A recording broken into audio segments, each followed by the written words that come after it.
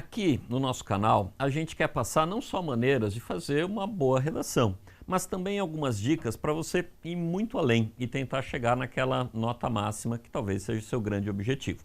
E uma maneira de fazer isso é usar repertório grego clássico. Hoje, por exemplo, a gente vai falar da Antígona. Você conhece? Sabe como colocar numa redação? Não? Então vem comigo que eu já te explico. Para começar, você precisa saber que Antígona é uma personagem de uma peça de teatro grego, cujo autor é Sófocles. Nessa peça, Antígona é filha de Édipo, que se torna rei. A história dele é bem legal, mas como não é assunto da aula, eu coloquei lá no final do vídeo, tá bom? Se você tiver afim, depois que eu explicar tudo, eu conto a história. Voltando, a parte que eu quero te contar é a seguinte: os filhos dos reis, irmãos de Antígona, lutam em uma grande batalha para ver quem seria o novo rei. Ambos, os dois irmãos, morrem e quem assume o trono é o tio deles, chamado Creonte, talvez você não precise guardar esse nome, que havia lutado ao lado de um dos irmãos. A primeira ordem que ele dá como novo rei é que o sobrinho que havia lutado ao lado dele seja enterrado com todas as honras, mas que o corpo do outro seja abandonado no campo de batalha. Para um grego antigo, ser abandonado, morto, era um castigo maior que a própria morte, já que sua alma nunca iria para o mundo dos mortos.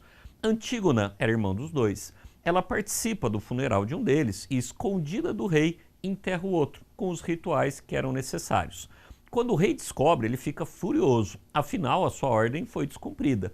E aqui tem mais de uma versão, mas a de que eu mais gosto é que quando o rei descobre que quem havia desrespeitado a ordem dele era sua sobrinha querida, Antígona, ele dá chance para ela fugir, mas ela não foge. Ele deixa que ela diga que não foi ela, mas ela diz, fui eu.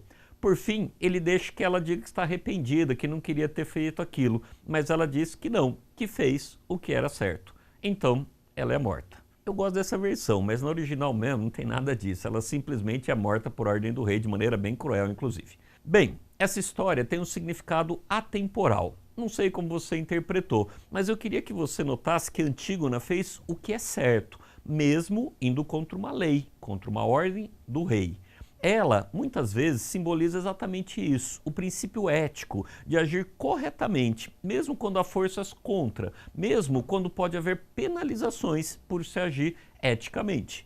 Aconteceu recentemente aqui na minha cidade, não sei se você me vê aqui pelo YouTube, pelo aplicativo, eu moro em São Carlos e teve um caso que me fez lembrar demais essa história da Antígona. No dia do Enem, de alguns anos atrás, vários alunos pegaram um ônibus cujo ponto final ficava mais ou menos 1 quilômetro do local da prova. A gente colocou aqui o Google para você ver a distância.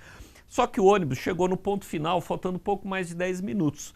Provavelmente todos os alunos que estariam naquele ônibus perderiam a prova. O motorista, seu Geraldo Casale, esse senhor aqui sorridente, achei a foto dele na internet, vendo o que ia acontecer, saiu da rota dele e levou todos os alunos até o local da prova. Ao fazer isso, ele poderia ser punido, porque o motorista de ônibus não pode sair assim da sua linha e ir para outro lugar. E os ônibus aqui na cidade possuem GPS. A empresa sabia que ele estava desrespeitando uma regra. Mesmo assim, ele fez o que parecia ser o certo, o ético, mesmo correndo o risco de ser demitido por justa causa. Nesse momento, ele agiu como Antígona. Bom, e como coloca isso na redação, né? Eu acho que fica mais interessante usar histórias assim lá na introdução. Poderia ser mais ou menos assim. Eu vou ler, me acompanha. Na peça teatral Édipo Rei, do dramaturgo grego Sófocles, Antígona é uma personagem que segue princípios éticos, mesmo sabendo que isso lhe custará a própria vida. No entanto, seu exemplo ainda soa utópico no Brasil, uma vez que atos antiéticos de pequena e larga escala, como o simples furar de fila e os inúmeros casos de corrupção que afetam toda a sociedade, são muito presentes em nosso país. Esse cenário ocorre em função de e traz como consequência, como sempre, a gente deixou espaço aqui para você colocar seus argumentos, que poderiam ser uma causa e uma consequência. Gostou? Acho que consegue colocar na sua redação também? Então, escreve um tema com essa introdução e manda para a gente, tá? Para isso, você precisa baixar nosso aplicativo. É só procurar no Google Store por Palavrizar e você só paga pela correção da redação. O aplicativo é totalmente de graça.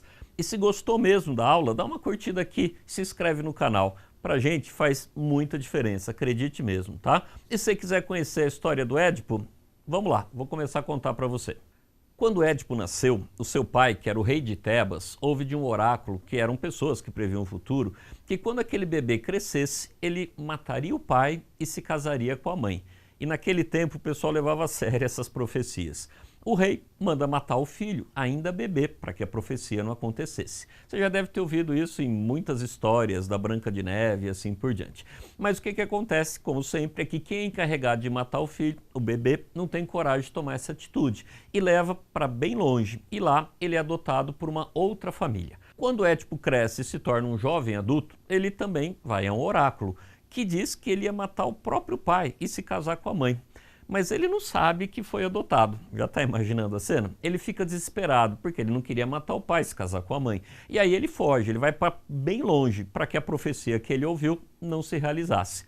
Adivinha para onde que ele vai? Isso mesmo, ele volta para Tebas e no caminho encontra o pai biológico. Eles se desentendem e Édipo acaba matando o próprio pai e se torna um novo rei, casando com a antiga rainha Jocasta, que era sua mãe biológica. Os humanos nessa história sempre tentam fugir do destino escrito pelos deuses, não conseguem e se dão bem mal. Bem, o resto da história é que o Édipo e a Jocasta têm 4 filhos, 2 meninos e 2 meninas, os 2 meninos que se matam, lá da história da Antígona, e a outra, uma das meninas, é a Antígona, que eu contei anteriormente. Tempos depois, o Édipo descobre que tinha matado o pai e se casado com a mãe. Ele fica angustiado, tem os olhos arrancados e é banido de Tebas. Freud, pai da psicanálise, fez uma análise muito primorosa dessa história e daí ele criou o conceito de complexo de Édipo. Mas aí é uma outra conversa que fica para um outro dia, se você der muitos likes aqui embaixo. Valeu e um grande abraço.